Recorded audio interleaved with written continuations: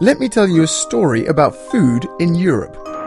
After the ruins of the Second World War more than 50 years ago, the founding fathers of Europe decided to work together to rebuild the continent. One of the key priorities was food. Good, safe, plentiful and affordable food for all Europeans.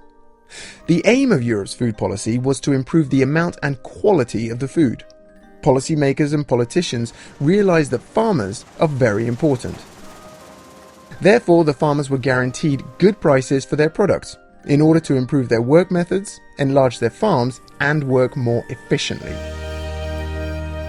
New machines like tractors arrived and changed the old way of farming. The machines replaced much of the labor, making a large workforce available for the growing industry and services.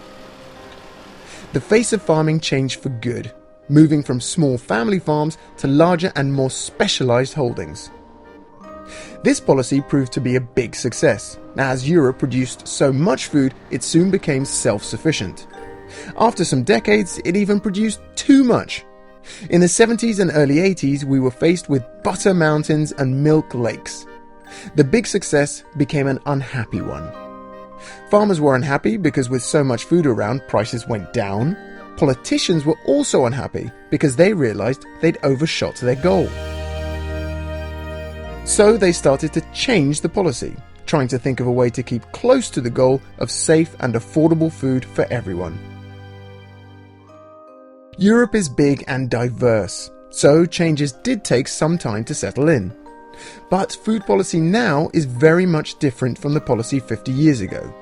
The policy no longer stimulates the quantity, but is looking much more at quality and production methods.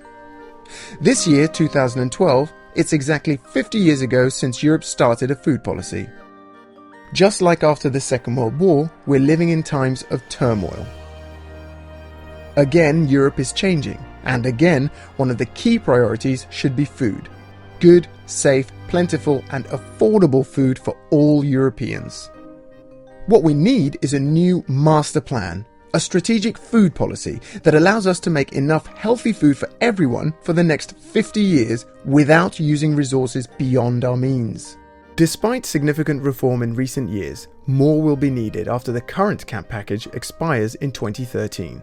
Challenges include the need to double world food production by 2050, and the need to anticipate climate change impacts, such as the loss of biodiversity, deteriorating soil and water quality. 50 years ago, it was mainly politicians and policymakers who constructed the food policy. Today and tomorrow, it's up to you and I.